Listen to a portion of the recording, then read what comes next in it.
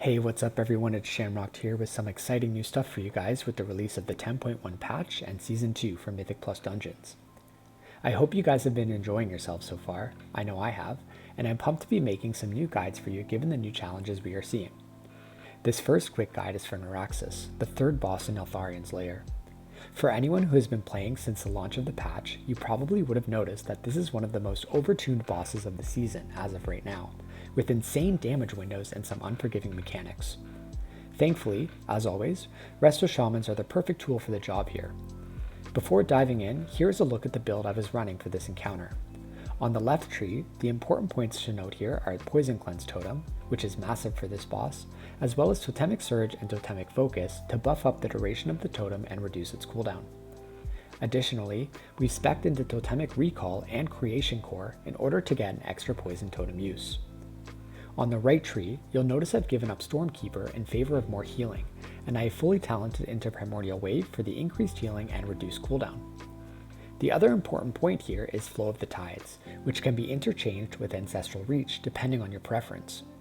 Personally, I went with Flow here for this fight due to the bursty damage window of the Toxic Wretch ability, as well as the bursty damage towards the end of the last boss of the dungeon. That being said, Reach is 100% viable here, and I implore you to go practice this fight and use whatever feels right for you and your group composition. Before diving in, I just wanted to mention two things. First, if you have any control over your group composition, aim to have at least one or two more poison dispels in your group. For this run, we had both a pally and a monk, which definitely helped out with 2 extra dispels.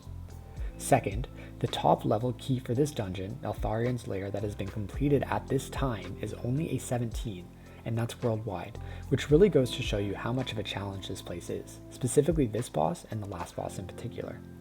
Because of how overtuned it is, expect some nerfs to happen before the next tyrannical week. But if you enjoy a challenge and want to kill this boss before the nerfs, this guide might help you out. Now, let's get started. As always, I have slowed down the boss encounter and included an ability tracker on the top left of the screen. To start the fight out, get as much DPS in as you can, because the quicker this fight goes, the better. For the first Toxic Wretch, I put down a Primordial Wave in anticipation of it, and Riptide as many people as you can. Once you have that done, you can use a Healing Wave to cleave everybody who has a Riptide, and then use those Riptides as ammo for your Flow of the Tide chain heals. This will give you a massive Cloudburst to sort of finish up the damage window.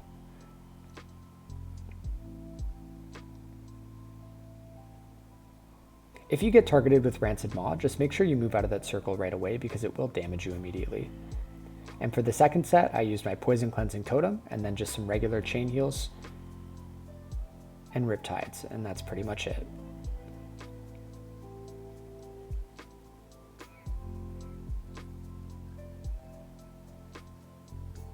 Because of the pelters, they kind of just target random people and throw the rocks. You want to keep everybody topped up as much as possible, even between the poison waves. And then for the third set, I have a Cloudburst totem down in anticipation for the damage, and then I just once again go ham with my Riptides and my chain heals. So as discussed at the beginning of the fight, using Ancestral Reach instead of Flow of the Tides is totally viable. However, I like to sort of compare this fight to Veximus in Algathar Academy from last season. The mana bombs that he does, I feel like the poison is very similar. And having Flow of the Tides was such a great ability to get through the mana bombs. So I feel like getting through these poisons, it really helps as well. Just because it gives you really powerful heals to just top everybody up quickly, and because the damage window does not last that long, it's not so much rot, so it doesn't matter if you're getting rid of those Riptides. Right, for this set I used Ancestral Guidance as well as a Nature Swiftness chain heal, if you saw that on the ability tracker, and that was more than enough to get everybody up.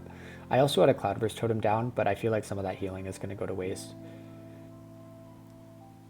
I know, so it didn't. It actually topped everybody up after, but like I said, because of the pelters, keeping people topped up is really important. For this next set, I used a Poison Cleansing Totem again. And because everybody was topped up, I didn't use anything else. Also, once again, I did mention this at the beginning, but we do have 2 extra dispels. We have a monk and a paladin, so they are helping out whenever they can, which makes this a little bit less taxing.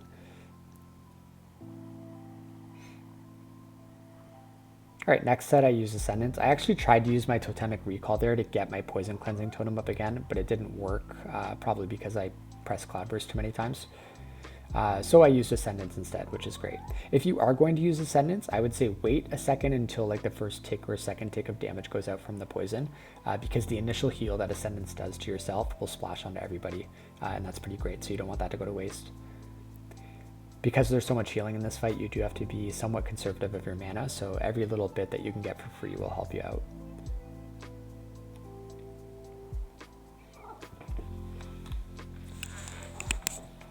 Alright, next set I used Healing Wave, or sorry, not Healing Wave, Healing Tide, and then just went with my regular AoE heals.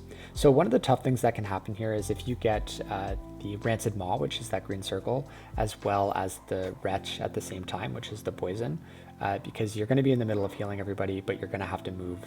And if you have low health when the Rancid Maw happens and that puddle goes down, it can kill you, so just be aware of that.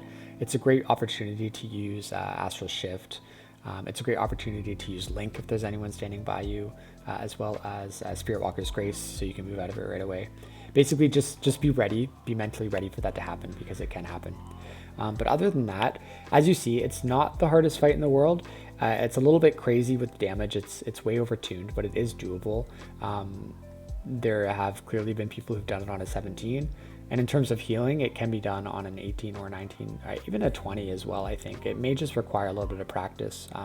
And given the fact that it's only day 2, I think we all have a lot of time to get some practice in. So I'm really not worried about this. I feel like, although it's overtuned, people are underestimating how much they can do with a little bit of practice. But yeah, with that being said, I hope this guide helped you out. I hope you guys are really enjoying yourself with all this new content. It's a lot of fun. There are more guides to come. Just a heads up, I will probably be redoing some of these guides once I get into the much higher keys, and you know, the damage windows change a little bit, things that you didn't have to consider, you now have to consider, all that stuff. So anyways, just keep tuned to my channel and you'll see those as they come out. But for now, I will see you next time.